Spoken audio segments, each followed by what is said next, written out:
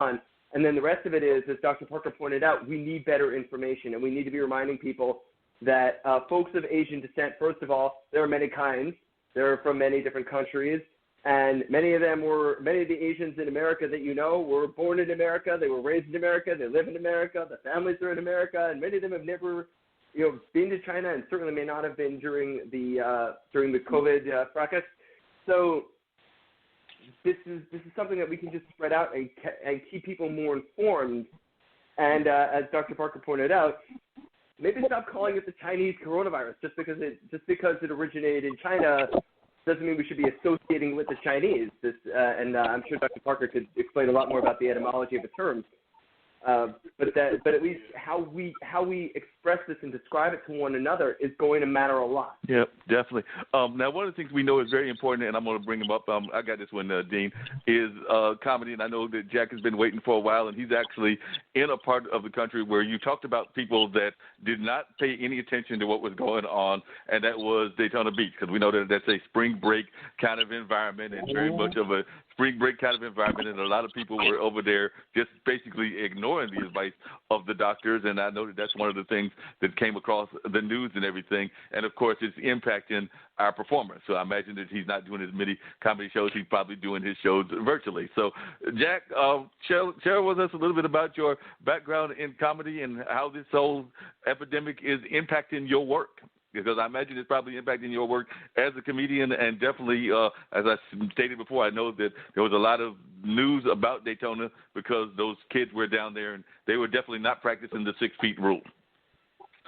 Yeah. I'm on. You hear me? Yep. Cool. Yeah, Daytona Beach is fucking stupid. We had Bike Week going on and spring break, and they shut down Bike Week like last day, really. So yeah, the Daytona Beach, this area, just didn't really pay much attention to it. I mean, I didn't really pay much attention to it until recently, but it's been devastating, man. Like there's like all the bars are closed, restaurants are closed for like there's no shows. There's pretty much every comic in Florida is just workless right now. It's pretty ridiculous, but we have been doing like online Facebook Live shows and doing stuff like that. Like you could check it out at The Last Laugh on Facebook. We do like Sunday shows now, and yeah, I don't know. This is crazy. I've never seen anything like this. I'm 35 years old. This is like medieval plague kind of stuff, and it's pretty terrifying, man. Definitely. Do you find anything that you are able to, because I mean, I know comedians try to use life and life situations to get their material, but I mean, it's such a scary thing. You just compared it to the medieval plague, which is the bubonic plague, if I remember my history correctly and everything. But are you, as you're thinking of writing down material, are you able to think of ways to include this into your comedy eventually when we come out of this, or just like one of them topics that you're going to leave alone?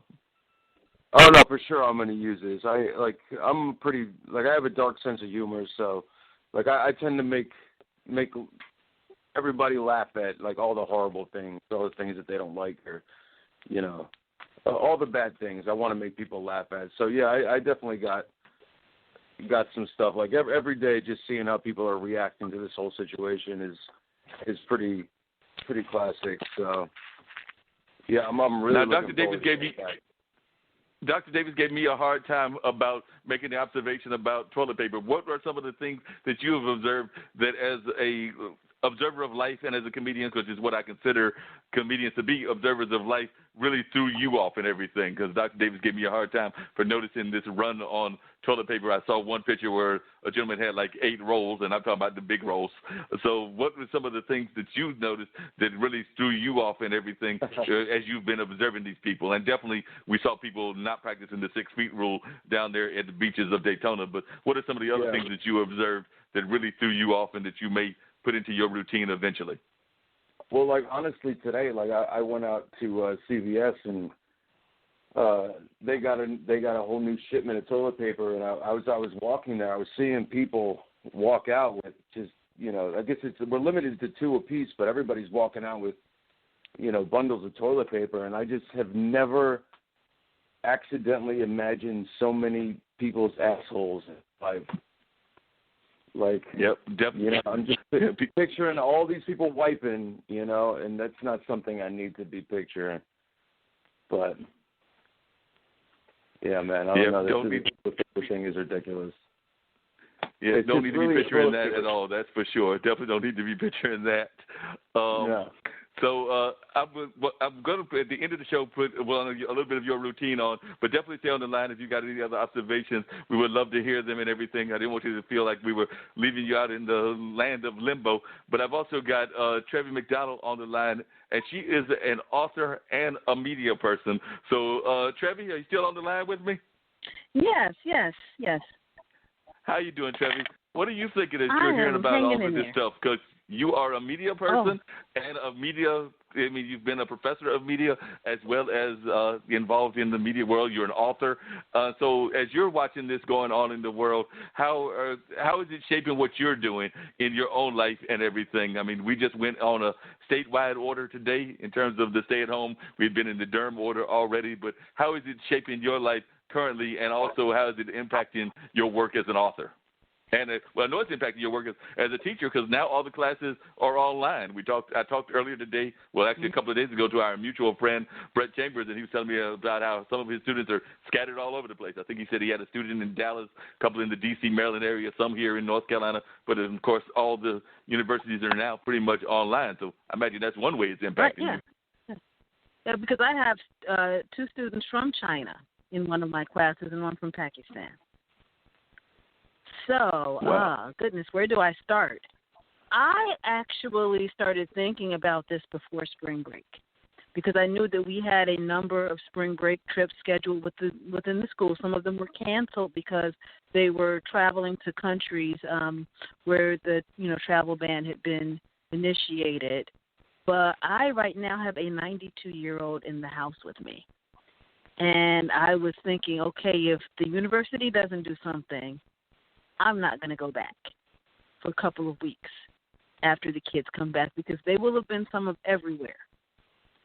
So it was just really, really eye-opening for me. And my 92-year-old said that she has never seen anything like this in all of her days. I was thinking about the toilet paper thing. People are on Facebook asking, where can I find toilet paper in this town? Does anybody, this is just crazy. So it's been an eye opener. I think for me, it's helping me realize what's really important. I am also having to do things like ration eggs because I only want to go out to the store once a week, and it's like, okay, I can only put one egg in the potato salad instead of the two I would normally put in because I don't want to run out before I, my day to go back to the store. Wow.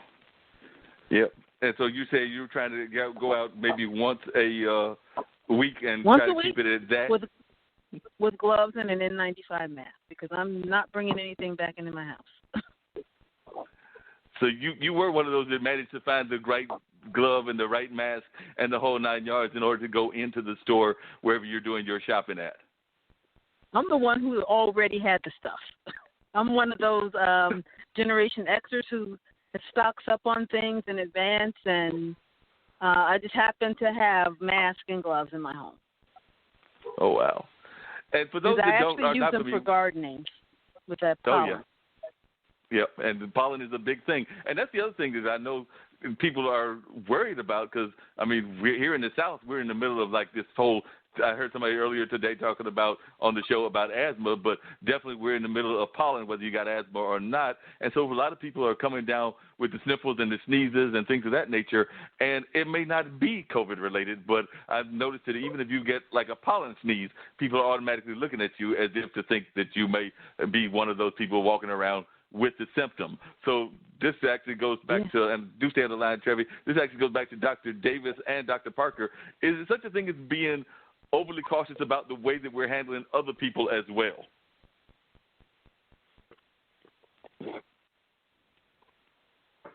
I'm not sure that there's I mean, there's certainly advice out there for how to handle things. And what I would say is that go find the experts that are out there, listen to them talk, let them give you the advice, and then follow that. And I think that, something I think Dr. Parker pointed out earlier was that people are not really respecting the science as much, but we do have folks like Dr. Parker who are very well trained, know their stuff backwards and forwards, and are giving excellent advice to people about how to handle all this. I'd say we really need to listen up to these folks and actually pay attention to what we're being told. And if we do that, I think we'll be able to tread the line very carefully and very well between being cautious and being ridiculous. Exactly. Right. And speaking of being cautious or ridiculous, one of the other things that has happened, and I've got one other person on the line that I wanted to bring into the conversation as we're having this deep and very wonderful conversation. I appreciate all of y'all for being on the call and everything. But we've got a person on that has written a book about how to cope with the recession. And everybody that is going through what we're going through is of the opinion. I've heard some real astronomical figures as to what the unemployment is going to look like in terms of, like, people being laid off of jobs. I think Dr. Parker made a reference to it. Trevi made a reference. Several others have.